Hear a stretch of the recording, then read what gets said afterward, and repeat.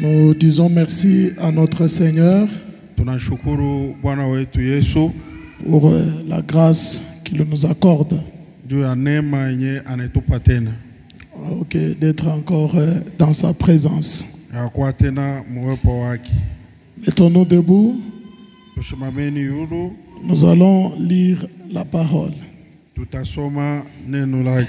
Prenez avec moi 2 Rois chapitre 17.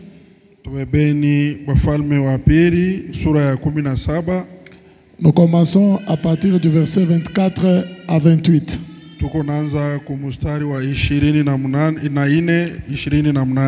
2 Rois chapitre 17. 24 à 28. Nous lisons au nom du Seigneur Jésus-Christ. La Bible dit ceci. Le roi d'Assyrie fit venir des gens de Babylone,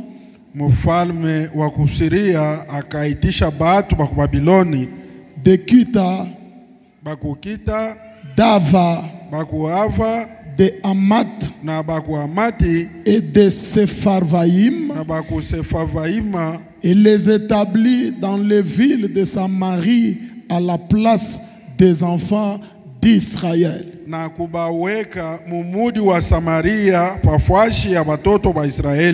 Ils prirent possession de Samarie et ils habitèrent dans ces villes. Lorsqu'ils commencèrent à y habiter, ils ne craignaient pas l'Éternel. Et l'Éternel envoya contre eux des lions qui les tuaient. Le verset 26. On dit au roi d'Assyrie: les nations que tu as transportées et établies dans les villes de Samarie ne connaissent pas la manière de servir les dieux du pays.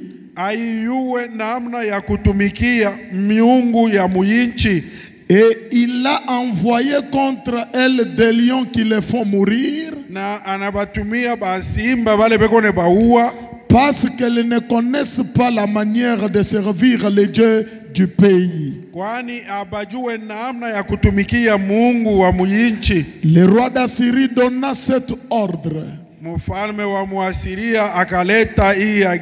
faites-y aller l'un des prêtres que vous avez amené de là en captivité,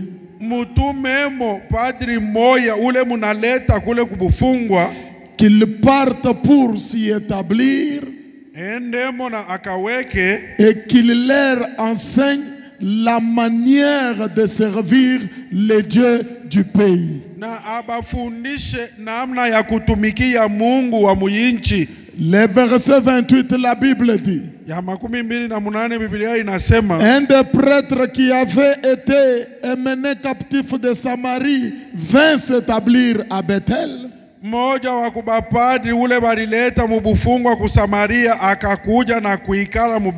Et leur enseigna comment ils devaient craindre l'Éternel. Vous pouvez vous asseoir, mes bien-aimés. Que l'Éternel ajoute la bénédiction à la lecture de sa parole. Et ce soir, nous changeons de gamme. Je salue mon ancien, que Dieu bénisse, révérend.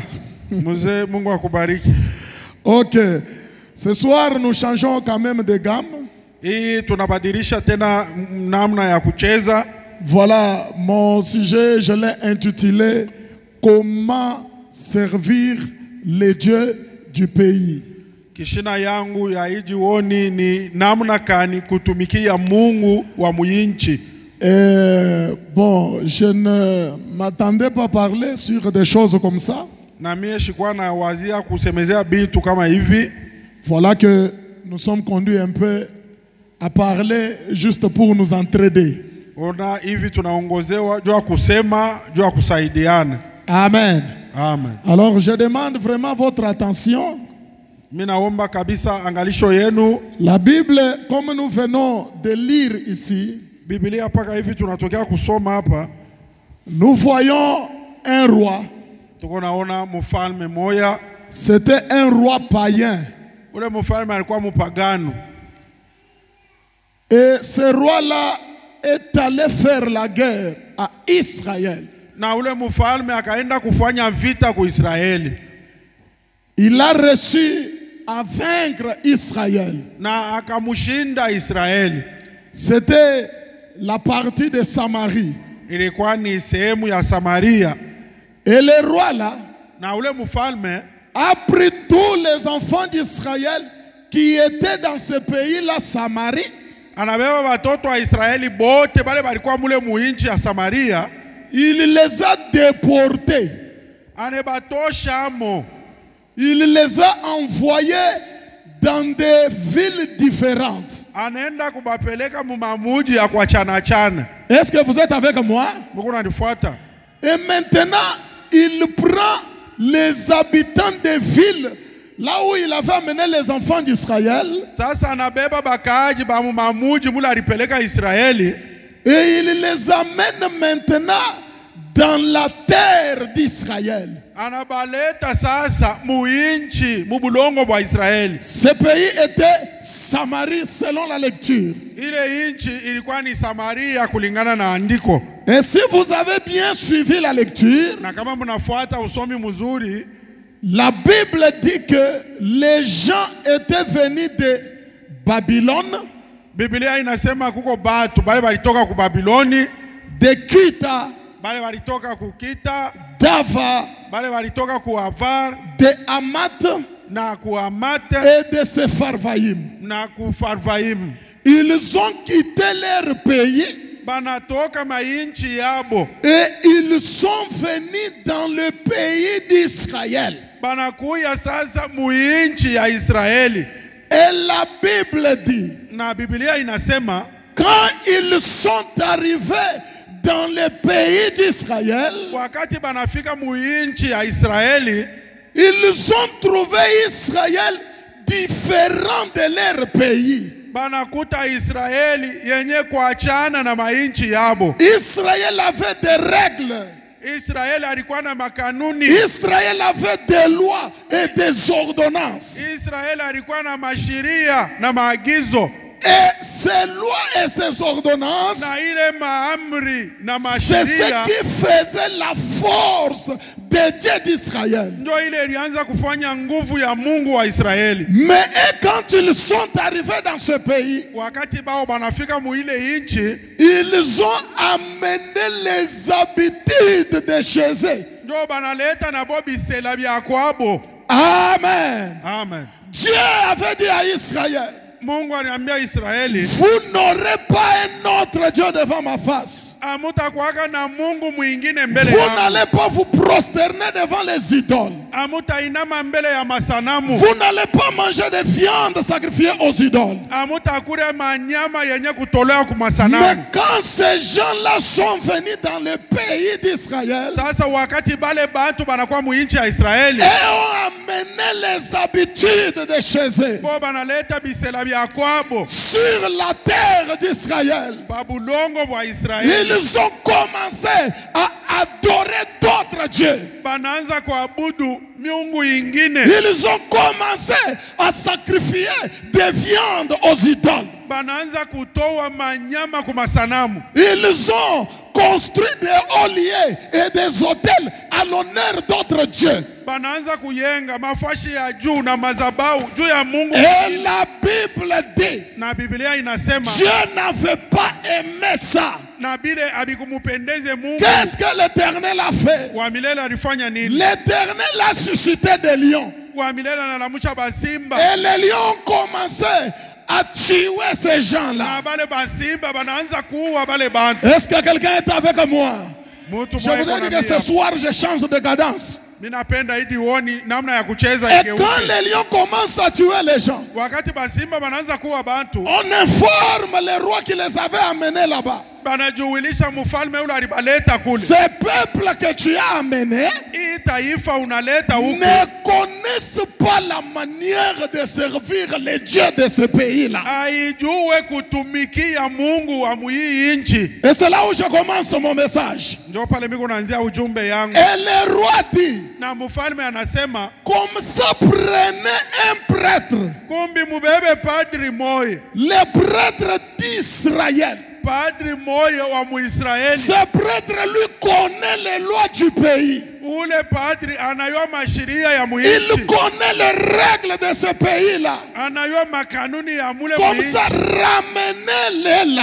Mumurudishe kule. Il va enseigner ce peuple-là comment servir les dieux du pays. Atabafundisha wale bantu namna kani ya kutumikia. Je ne sais pas si quelqu'un est avec moi. Sijue kama mtu mwa iko nanifuata. Mes frères, ça veut dire quoi?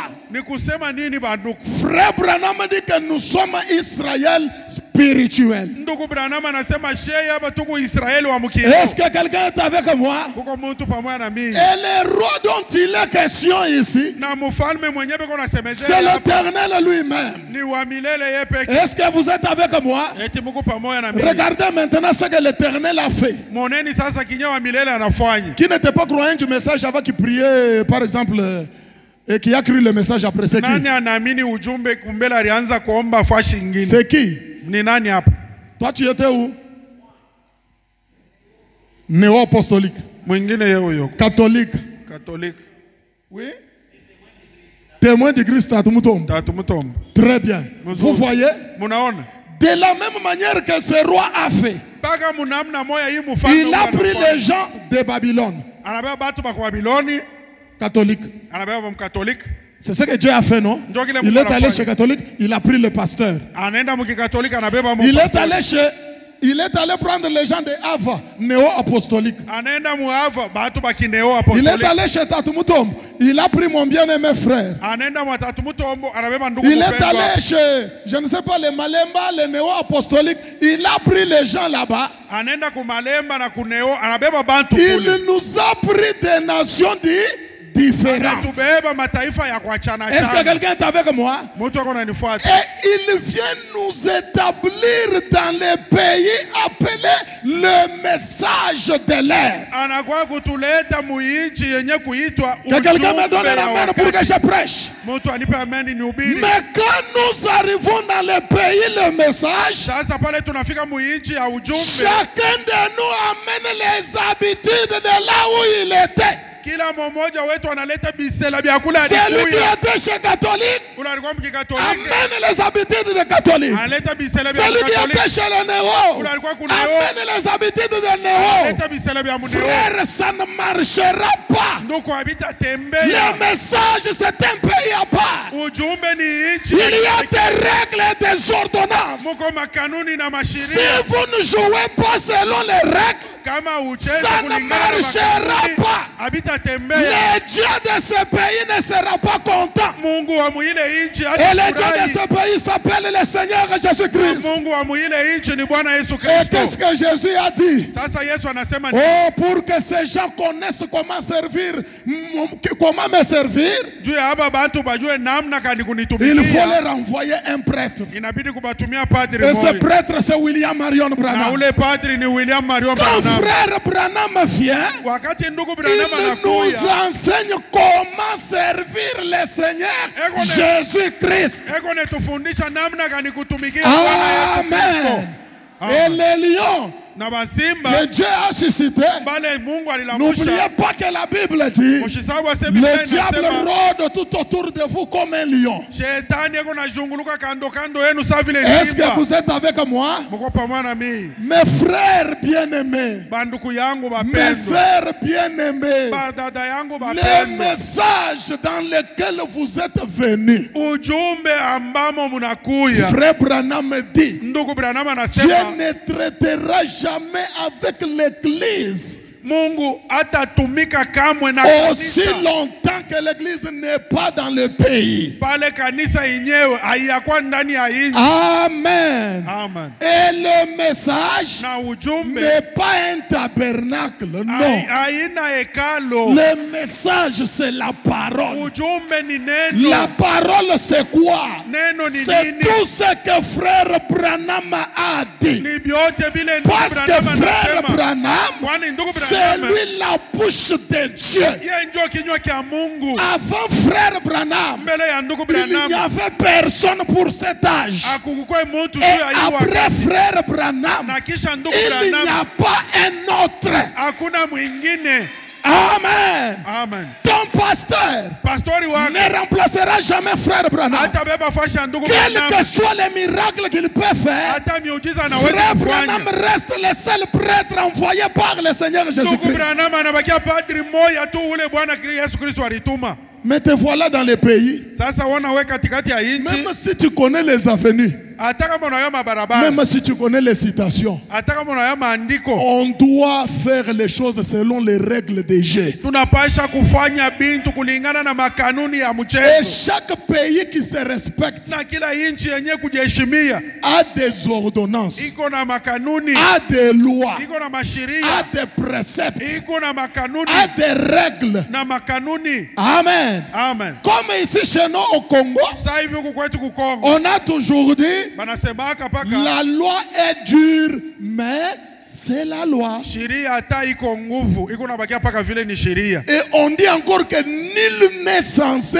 ignorer la loi. Hakuna mtu hata mmoja ule ashijuwake sheria. Et on ajoute, on dit, Na banaongeza tena banasema personne n'est au-dessus de la loi. hakuna mtu hata mmoja huko ule iko yule Et dans sheria. le message de l'air, Na ndani ya ujumbe ya leo, notre loi c'est la parole. sheria yetu ni neno. Même si la parole est dure, c'est la parole. Hata neno iko nguvu, ni Et neno. personne n'est censé ignorer la parole. Na hakuna mtu mmoja hata Et anashindwa neno. aucune personne n'est au-dessus de la parole.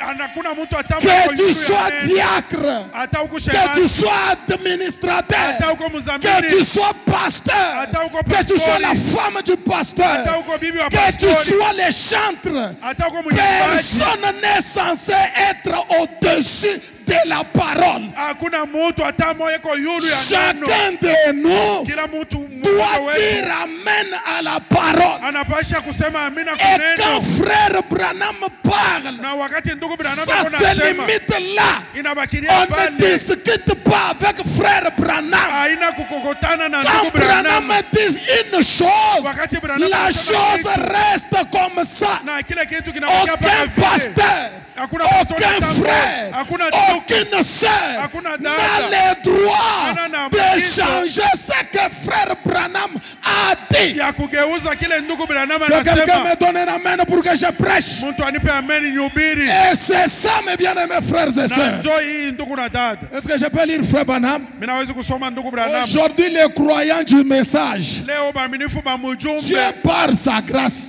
Mungu kupitia neema yake il t'a pris dans les néo. anakutosha Il muneo, t'a pris chez Tatumuto. anakutosha Il t'a mtakuto, pris chez les témoins de Jéhovah. anakutosha kubatemwe Par sa grâce, kupitia neema tu n'as yake. pas conjugué d'efforts. Au kutoa Tu nguvu n'as hata rien moja, fait. au kufanya Il kitu. t'amène dans les pays où coule le lait et le miel. Anakuleta Il muichi t'amène mukavuya dans les majibu pays où na la sari. guérison est possible. Mule muko Il uponyaji t'amène dans les unawezekana. pays où la bénédiction est possible. Anakuleta muichi mule Il baraka t'amène iko dans les pays inawezekana. où la bonne santé est possible. Anakuleta muichi mule Mais afya quand toi njema tu iko. arrives dans les pays, Wakati wewe unafika au lieu muichi, de jouer selon les règles de pale jeu, pa kucheza, toi pale tu pale amènes unakuta les unacheza, habitudes du dehors. unaleta matabia ya nje. Ce soir, nous devons changer notre façon, mes frères. Hii magharibi tunapasha kugeuza namna Ce yetu ya soir, nous kucheza. devons changer notre manière, frère. Hii magharibi tunapasha Nous ne sommes pas chez Tatumutombo.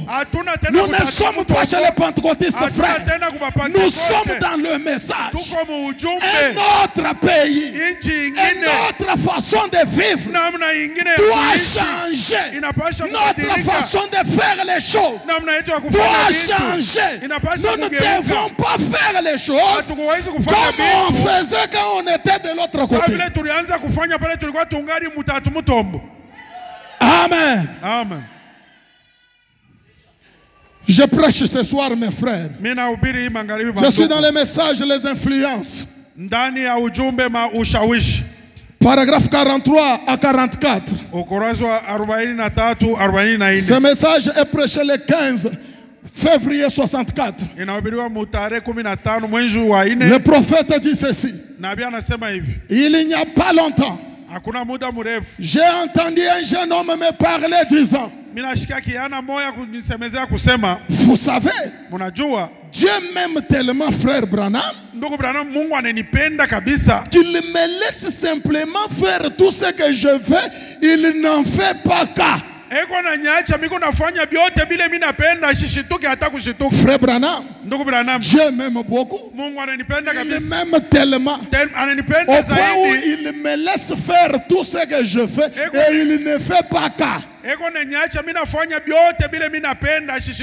Frère Branham continue. Paragraphe 44. Aujourd'hui, j'entends beaucoup parler d'un Dieu qui est un Dieu bon. Frère Branham a dit, il l'est. Ah, Dieu est bon, c'est vrai. Frère Branham a dit, je ne conteste pas cela. Il est un Dieu bon, mais il est aussi un Dieu de colère. Le même Dieu qui est bon là, c'est un Dieu de colère. Sa patience a des limites. Frère Branham a dit, Samson jouait beaucoup. Samson avait beaucoup joué. Frère Branham dit, à un moment donné, Dieu cherchait où est-ce qu'il pouvait le corriger. Et un jour, Samson a dépassé la ligne de la grâce de Dieu. Bien-aimé frère, tu peux faire des choses avec négligence. C'est comme quand je suis venu ici. Est-ce que vous savez qu'il y a une très grande maladie ici? Cette église, les gens s'absentent vraiment de l'église. Frère, ça c'est le message. Tu ne peux pas dire que tu es libre de faire tout ce que tu veux. Je vais parler. Et surtout que c'est ma dernière semaine. Je vais parler. On ne doit pas laisser ces choses, frère. Les gens sont là. Mercredi, il est en train de travailler. Vendredi, il est en train de travailler. Et dimanche, il vient à l'église. On t'avoue, mes frères. Ça, c'est un autre pays où la loi de Dieu dit, chaque fois que les portes de votre église sont ouvertes, toi sois là. Aujourd'hui, même si vous ne me donnez pas un amen, je vais prêcher. Non, Dieu est bon. Que je m'absente à l'église. Si je pars vendre, on achète. Si je m'absente à l'église, Dieu ne fera rien. Branham te dit, il est un Dieu bon, mais il est aussi un Dieu de colère. Et faut Branham continue, il dit, sa sainteté exige la justice. Sa loi exige le jugement. Si la loi n'est pas assortie d'un jugement, elle est sans effet. À quoi servirait-il de dire que c'est illégal de brûler ce feu rouge ici, si ce n'est pas passible d'une sanction? Donc le feu rouge est là. Tu viens avec ta voiture, tu passes comme tu veux. S'il n'y a pas une sanction, ça ne servira à rien. Pour que les gens respectent ce feu rouge-là, il faut qu'il y ait une sanction. Est-ce que vous êtes avec moi? Maintenant, frère Branham continue, il dit, ce ne serait pas une loi. On ne pourrait rien faire à ce sujet tant qu'il n'y a pas de sanction. Je lis la chose ici. Branham dit. Ah, demandez-moi qu'est-ce qu'il dit. Il dit que il y a une sanction contre la violation des lois de Dieu. Est-ce que vous comprenez? Venir à l'église, c'est la loi de Dieu. Quand toi tu t'absentes, il y a une sanction qui t'attend. Frère Branham dit, tu vas demander pardon, Dieu va te pardonner, mais le fouet viendra toujours. Tu ne payes pas la dîme. C'est la loi de Dieu. Dieu va te pardonner. Mais la sanction est là. Tu ne lis pas ta Bible tous les jours. C'est la loi de Dieu. Dieu va te pardonner. Tu seras toujours son fils. Mais les fouets, tu en auras. Il y a une sanction contre la violation des lois de Dieu. Maintenant, ce qui me fait moins peur, c'est ceci.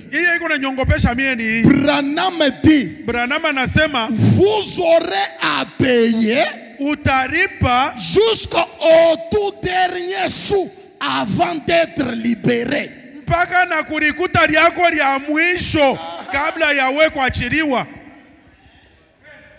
Frère, tu vas gêner.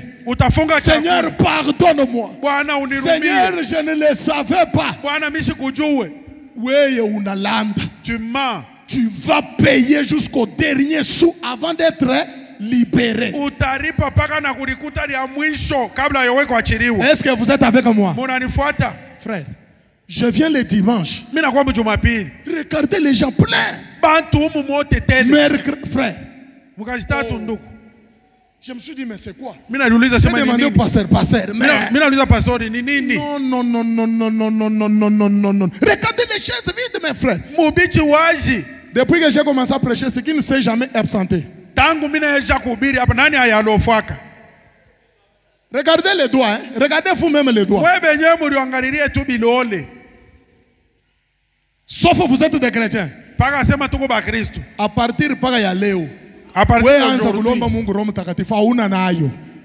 Demande à Dieu le Saint-Esprit puisque tu n'en as pas. Tu n'es pas encore né de nouveau.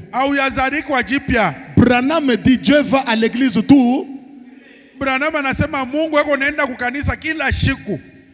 Si venir à l'église vous ne venez pas, seulement la dîme vous payez. Si venir à l'église tu ne viens pas lire la Bible, tu lis. C'est pourquoi on vient à l'église. Regardez comment vous avez adoré aujourd'hui. Est-ce que vous avez chanté comme les rachetés chantent? Tout ça c'est quoi? Les cœurs empesés avec des lourds fardeaux, avec des péchés, avec des saletés. L'église du Dieu vivant n'est pas en mesure de manifester la puissance ou le feu de Dieu. À l'église, il n'y a pas le réveil. C'est comme une mort que tout le monde est mort. Non, on ne doit pas laisser les choses continuer comme ça, mes frères. On vient prêcher, on ne sent pas la présence de Dieu. On vient prêcher, c'est comme si on tape contre un rocher. Viens de fête tabernacle. Réveillez-vous. Les Philistins sont sur vous. Mais pour ce qui est des bénédictions, c'est tout ce qui est dans ta bouche. Seigneur, bénis-moi. Seigneur, donne-moi l'argent. Dieu ne te bénira pas. Il faut d'abord que tu saches comment les servir. Ce soir, tu es averti. Frère Branham dit, Dieu n'amène personne en jugement sans l'avoir averti premièrement.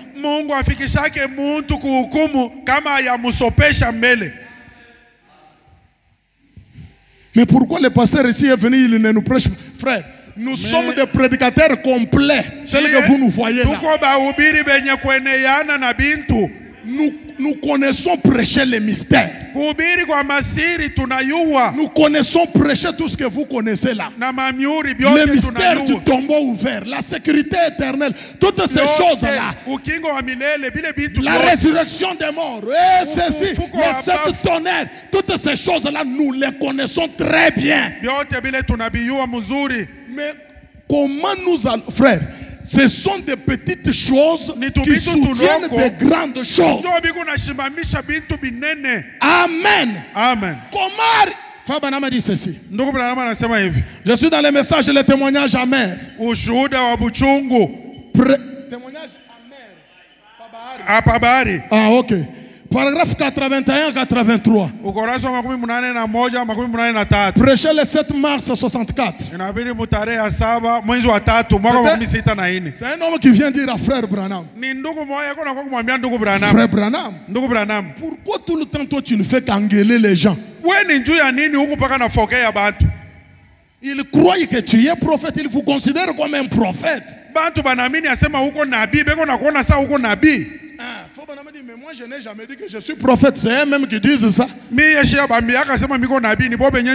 Alors, au paragraphe 81, cet homme l'a dit à Frère Branham. C'est comme ça qu'elle vous considère. Il vous considère comme un prophète.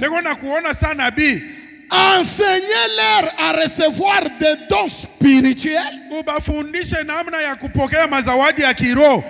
à faire quelque chose. Vous devriez leur enseigner des grandes choses, des choses importantes. Comme le pasteur ici était venu, il devait nous enseigner comment compter des millions de dollars.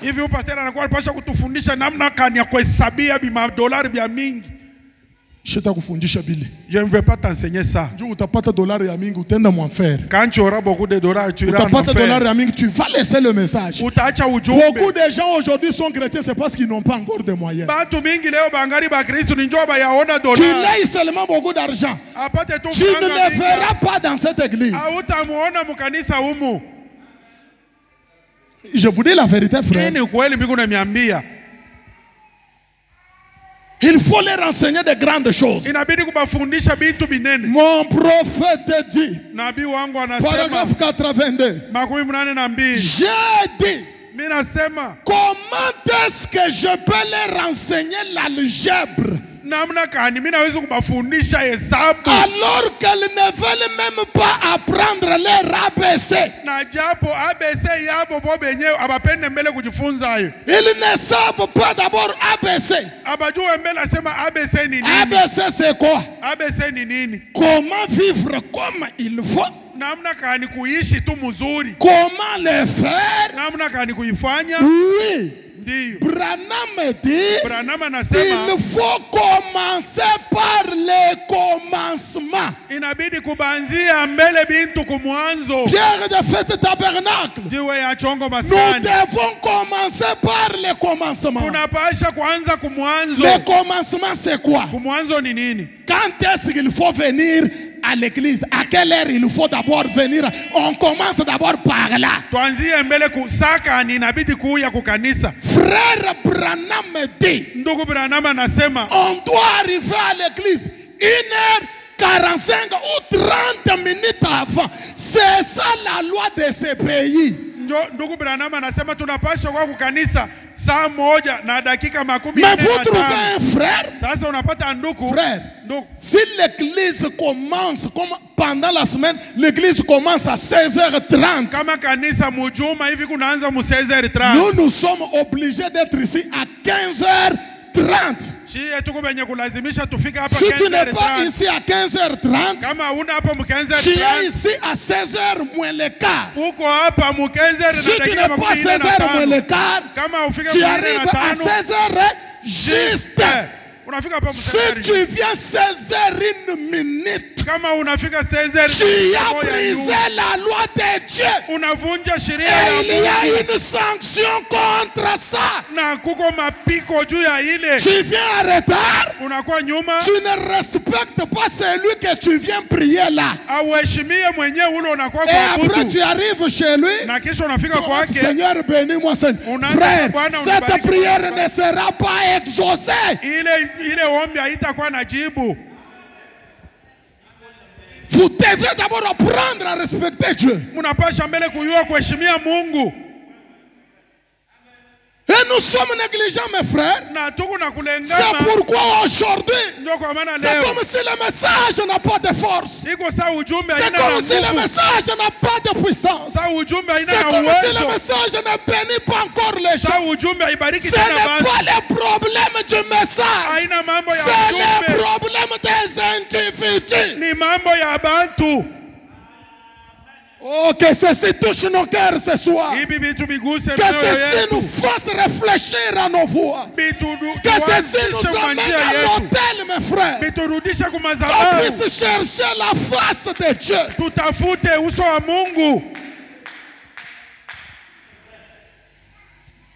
Commençons par le commencement.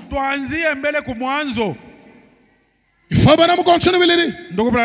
Paragraphe 83. Année après année, je parcours le pays. Et ça empire tout le temps. On prêche la parole. On prêche la parole. Les frères ne changent pas.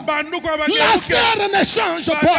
Il garde toujours son mauvais habillement là. Les frères continuent à être toujours un escroc. Les frères continuent à être toujours coureurs de jupons. La sœur continue avec le commérage. Bien-aimés frères, on prêche la parole. Année après année. Toi, tu ne changes pas. Tu ne laisses pas les mauvaises habitudes. Frère Branham dit, nous venons à l'église pour nous améliorer. Si hier tu n'étais pas chrétien, aujourd'hui tu deviens chrétien. Le lendemain tu atteins l'adoption. Voilà que les gens ne changent pas. On prêche la parole. Ceux qui s'absentent de l'église continuent à s'absenter. Ceux qui ne payent pas les dîmes continuent à ne pas payer les dîmes. Bien-aimés frères, laissez-moi te dire, tu ne vas pas prospérer. Tu es en train de fonder ta vie sur le sable mouvant. Année après année, vous savez que certaines personnes sont comme les plumes d'un canard. On prêche la parole et puis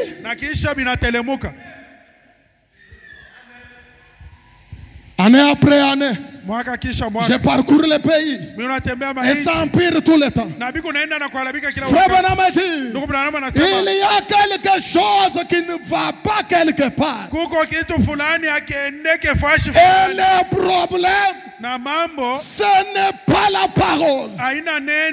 Pas étonnant qu'on n'arrive pas à faire brûler le feu du réveil.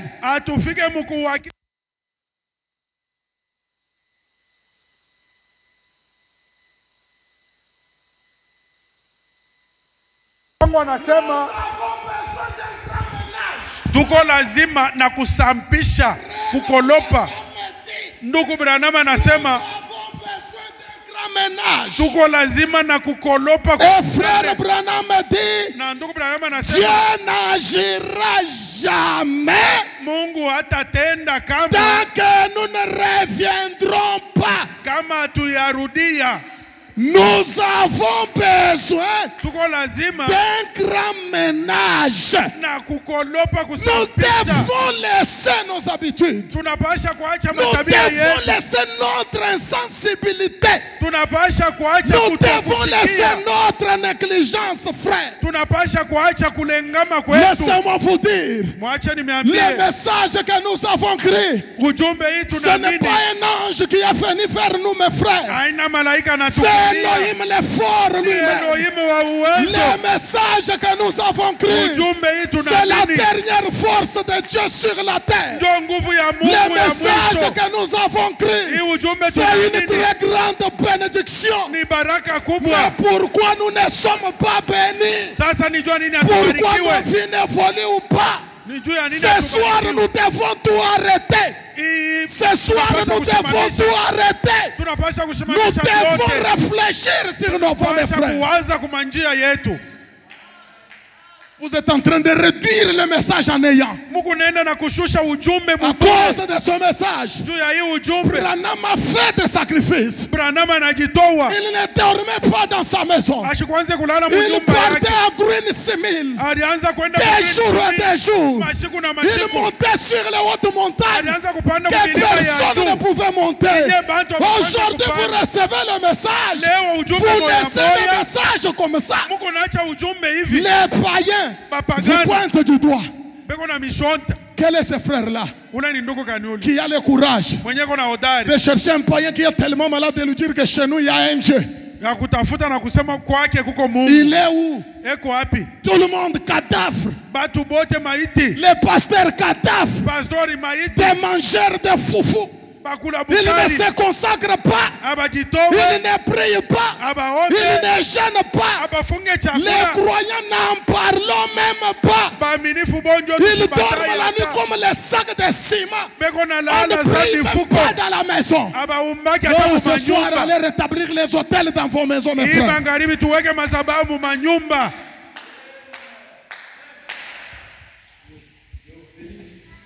Nous avons besoin d'un grand ménage. Dieu n'agira jamais tant que nous ne reviendrons pas. Le problème, c'est le principe, frère. Oh non, moi je parle en langue. Oh, moi j'ai des visions. Oh, moi je suis prophète. Oh, moi je suis bishop. Ma soeur, regarde ton enfant très bien. C'est parmi les principes du pays. Frère Branham dit on ne doit pas laisser nos enfants courir dans la salle. Le problème, c'est le principe, frère. Quand vous jouez en dehors des principes, vous avez tout abîmé. La communion par la rédemption. Oui, ce message est prêché le 3 avril 55. Je lis les paragraphes 71 à 72. Je vais sauter pour lire 74. Et je vais aussi lire 130 et 134. Le prophète dit ceci. Et en ce jour où nous sommes,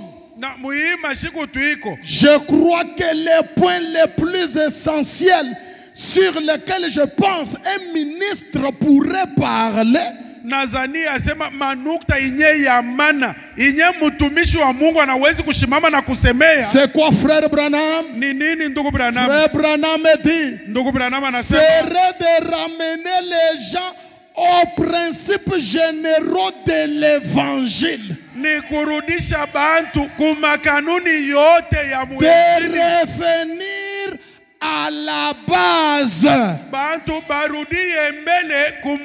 Paragraphe 72 Fabanameti. Car si vous n'êtes pas érigé sur les bons fondements,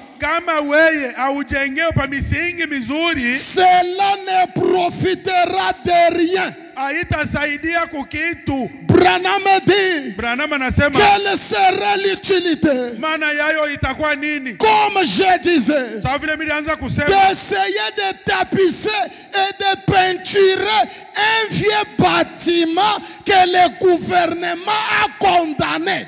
Kupima ako kuweka tapi chini, kuweka ako na mpenchi kuchumba ya zamani ile serikali inaisha kuachaka. Et Branham dit, Na ndugu Branham et anasema, c'est ça que beaucoup de gens essayent de faire par le temps qui court. na njoo kile bantu mingi beko napima kufanya muyi wakati ya leo. En essayant de réformer.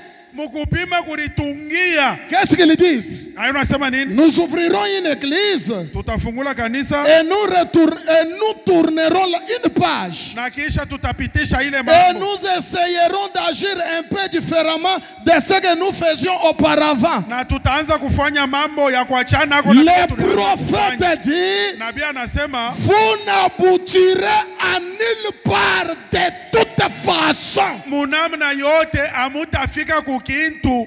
C'est de la folie même d'essayer. Hata munapima ni majimu tu njo iko na mibamba. Branham dit, Branham anasema, vous ne faites que perdre votre temps. muko napitisha tu wakati yenu.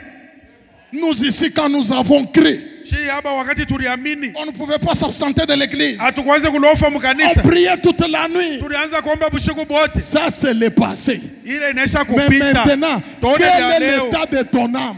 Weye, hali ya Maintenant, nafsi ce ya- soir, hii est-ce que magharibi, tu pries encore toute la nuit? uko naomba tena Est-ce bushiku que tu mzima? viens à l'église tous les jours? Uko nakuwa mkanisa kila siku? L'expérience passée ne te servira à rien. Onjo ipitayo Mon haitakusaidia prophète kukitu. dit, Nabii wangu nous anasema, devons aller de l'avant. tunapasha kwenda kumbele. D'expérience en expérience. Onjo muonjo De ingine. parole en parole. Neno muneno De ingine. puissance en puissance. Uwezo muwezo De ingine. révélation en révélation. Ufunuo mufunuo Ne ingine. t'arrête pas. Hapana Ce soir, kushimama. laisse-moi t'encourager, toi qui es découragé. Hii wewe mwenye kuchoka, acha Relève-toi nikupe d'où tu es tombé. Shimama pale Tiens-toi uliangukia. debout. Simama yulu. Continue encore. Endelea Que tena. l'Éternel te donne un nouveau zèle. Wa milele Que akupe tena l'Éternel te bidii donne une ingine. nouvelle force. Wa milele akupe tena nguvu.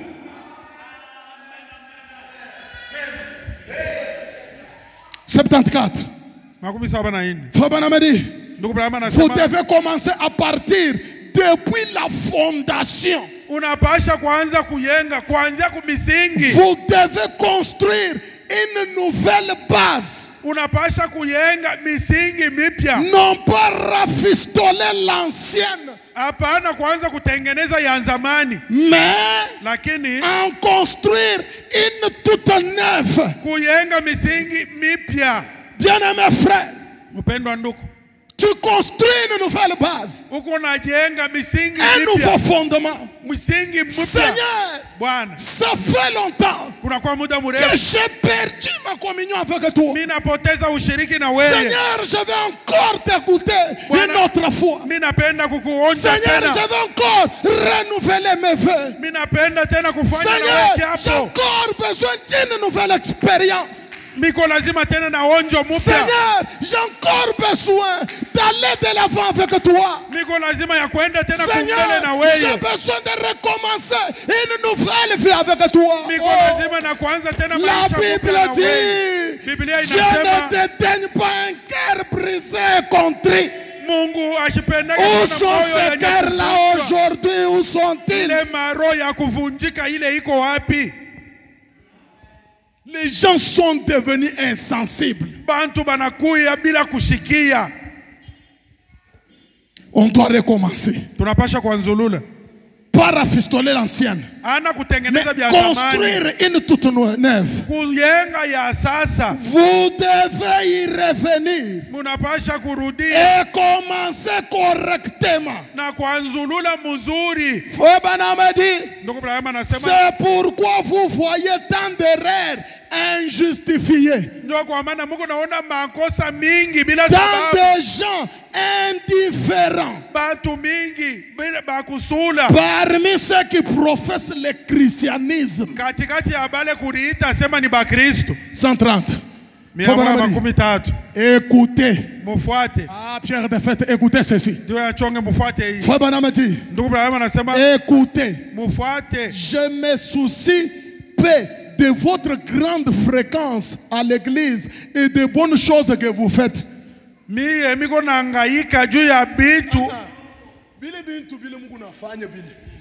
Bile bintu muko nafanya bizuri bile njo bile miko nangaikia. Mishina na mambo kubile bintu mwe muko nafanya bile. Donc à la fin de chaque année, vous achetez une veste pour le pasteur. Et Noël vous donnez la veste. Tu achètes les foufous, tout ça. Shia tu natakule. Shina ta mambo na bile. Oh non, on nous a prêché de soutenir le pasteur. C'est la parole, mais ça, ce n'est pas la preuve que tu as le Saint-Esprit. Tu peux donner ton argent. Tu peux donner tes vestes. Nous, on va bouffer. Et toi, tu vas aller en enfer.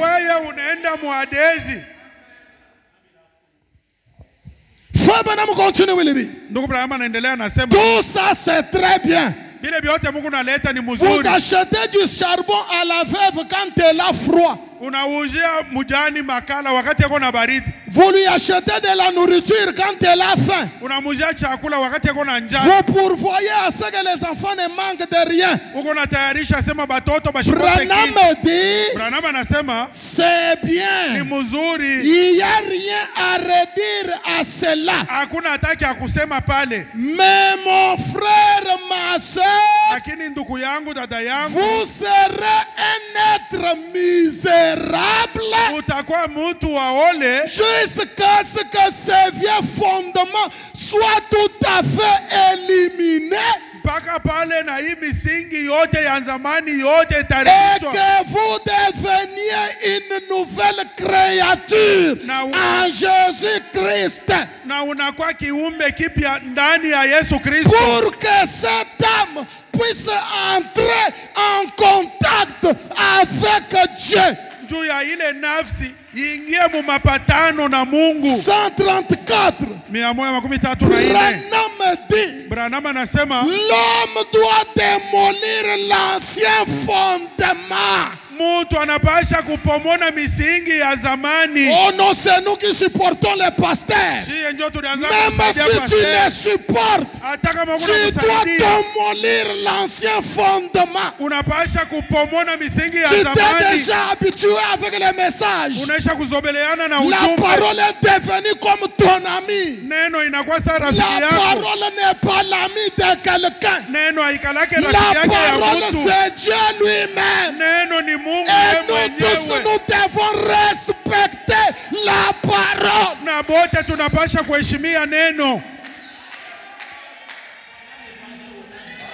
Nous devons respecter la parole, frère.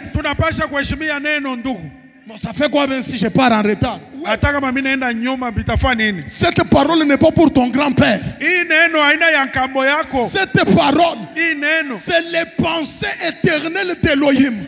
Cette parole vient directement du trône. Qui es-tu devant la parole? Une motte de terre. Tu vis à cause de la parole. Tu vis parce que la parole te permet de vivre. Oh, frère Branham dit, mes enfants, ne laissez rien s'interposer entre vous et cette parole. Ne laissez pas ton mari s'interposer entre toi et cette parole, ma soeur. Ne laissez pas ta femme ou ta famille s'interposer entre toi et cette parole, mon frère. Ne laissez pas ton travail s'interposer entre toi et cette parole.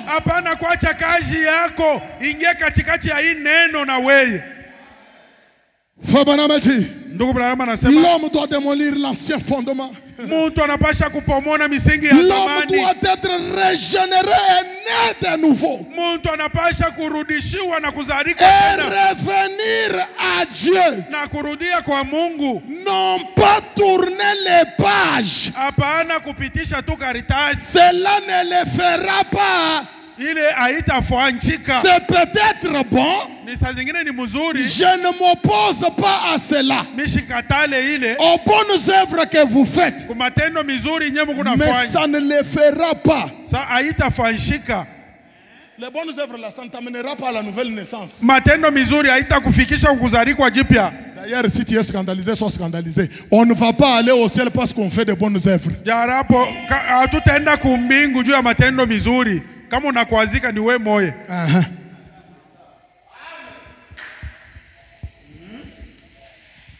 Fabana m'a dit ceci. Laissez-moi anticiper. Je suis dans le message qui est celui-ci. Paragraphe 34. Ce message est prêché le 4 octobre 59.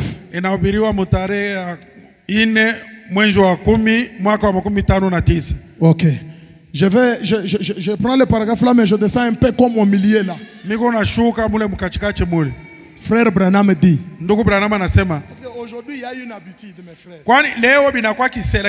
C'est un Dieu bon, il est riche en miséricorde. Que je fasse tout ce que je peux faire. Frère, tu veux que Dieu vienne. Écoutez, la robe, le Saint-Esprit, la parole, si elle est grande et que toi tu es petit, tu dois faire quoi?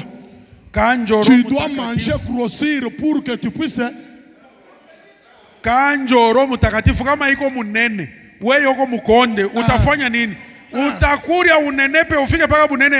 Pas question d'amener chez les tailleurs haut sur taille, il n'y en a pas. Ici il n'y en a pas. Ici toi tu dois faire l'effort pour que tu te conviennes très bien là-dedans. Si toi tu es gros et que la robe est petite, fais le régime. Comme ça maigri. Pour que tu puisses convenir dans la robe. C'est ça la parole. Oh Seigneur, si tu ne me bénis pas, je ne vais pas faire ça. Kaka. Sans toi, Dieu est toujours Dieu. Amen. Amen. Mais toi sans Dieu,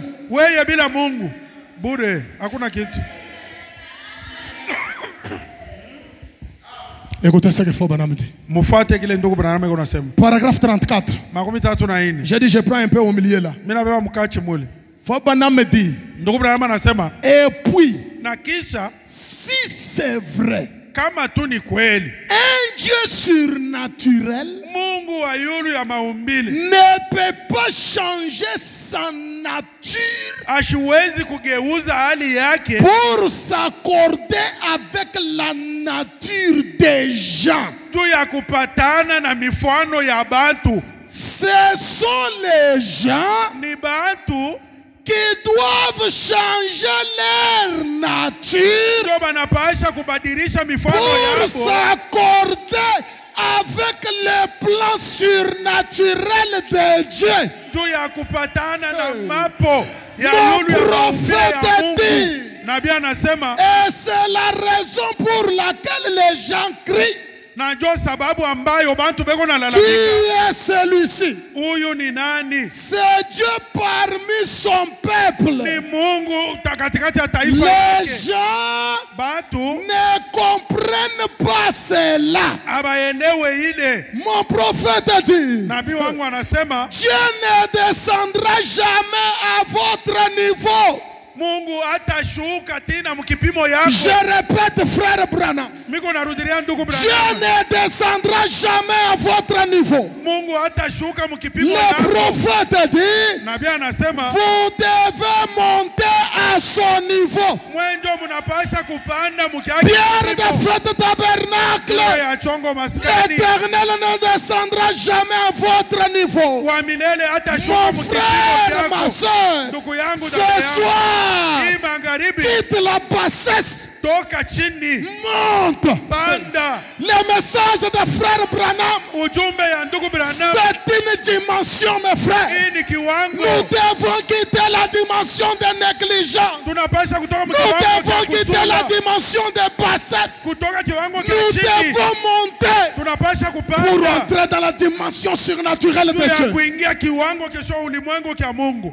Branham dit, Branham anasema Dieu ne descendra jamais à votre niveau. Mungu hatashuka mkipimo kyako. Vous devez monter à son niveau. Mwenjo mnapasha kupanda. Oh, mon prophète dit, Nabii wangu anasema Dieu ne se conformera pas à vos exigences. Mungu hatashuka kufuata makanuni yenu. C'est vous qui devez vous conformer aux exigences de Dieu. Ni mweye ndio mnapasha kujilinganisha kwa lazima ya Mungu. Amen.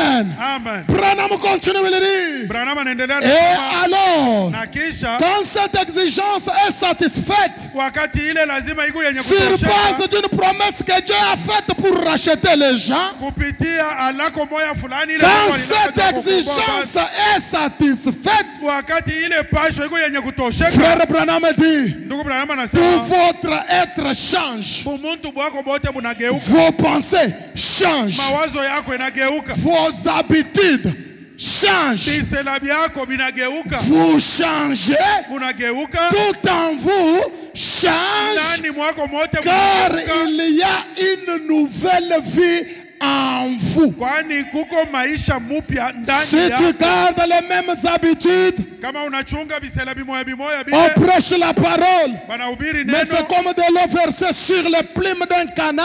kosa mai banamwaga Ça pamoja veut dire na bata. que tu n'as pas encore croisé Dieu. Ni kusema auya kutana na Ce Mungu. soir, mon bien-aimé, Hii magharibi je mpendwa, t'en supplie, mimi nakuomba oublie les anciennes expériences. sababu mbele maonjo yako Oh, ya j'avais zamani. prié toute la nuit. Niliombaga bushiku Oh, buzima. j'avais pleuré toute la nuit. Niliaka bushiku Après buzima. avoir prié toute la nuit, Kisha kuomba bushiku après buzima. avoir pleuré toute la Kisha nuit, kulia bushiku qu'est-ce buzima. que cela a apporté dans ta vie? Ilitaka nini mu maisha Tu yako? as pleuré toute la nuit, Ulilia bushiku mais tu buzima. es toujours la même personne. Mpaka mtu Tu as mmoja. pleuré la nuit, Unalia tu bushiku t'absentes buzima. toujours de l'église. Mpaka na logo Tu as kanisa. pleuré la nuit, Unalia bushiku tu buzima. bouffes la dîme. Uko na Tu kulia as cheku. pleuré la nuit, Unalia tu ne bushiku. soutiens pas l'œuvre. Aushikamanishe kazi. Ça, ce sont les larmes d'un crocodile. Ile machozi ya mamba. Les larmes de Judas Iscariote. Machozi ya Yuda. Nous Iskariote. n'avons pas besoin de ces larmes-là. Hatuna lazima na ile Nous avons machozi. besoin des larmes de Simon-Pierre. Tuko lazima na machozi ya Simoni Après Petro. avoir renié la parole, Kisha kumukana Simon a neno. compris que j'ai mal agi. Simoni anaelewa Simon avait besoin de rencontrer Dieu. alikuwa lazima na kukutana na Ce Mungu. jour-là, Dieu lui a accordé le pardon. Ile siku Mungu Nous avons akamupa besoin msamaha. de larmes comme celui de Jacob. Tuko lazima na machozi. Seigneur, sana je Yakobo. ne te laisse pas, Bwana à sitakuacha moins que tu me bénisses. mpaka unanibariki. Quand Jacob a rencontré Dieu, Wakati Yakobo alikutana na quelque Mungu, chose s'est passé dans sa vie. kitu fulani kilifika Jacob maisha fut yake. transformé. Yakobo Ce akabadilika. soir, Hii magharibi prie devant l'Éternel omba mbele ya qu'il Bwana t'accorde une nouvelle vie, akupe qu'il maisha t'accorde mpya, une nouvelle expérience, akupe onjo qu'il mpya, t'accorde une nouvelle dimension, akupe qu'il kiwango t'accorde kipya, une nouvelle force, akupe nguvu qu'il mpya, t'accorde une nouvelle atmosphère. akupe Les dalili mpya. choses changeront. Les Vitu choses vitageuka. vont aller de l'avant, mes Vitu frères. vitaenda kumbele. Pendant qu'on se tient debout, Pale tuko nasimama yulu. pendant qu'on se tient debout, Pale tuko nasimama yulu. ne m'oublie pas, ô doux sauveur. Ushinisabu Mungu mpole. Pendant qu'on chante ces cantiques, Pale tuko naimba hii mwimbo. chacun de nous va s'approcher devant Dieu. Kila mmoja wetu atakaribia mbele ya Mungu.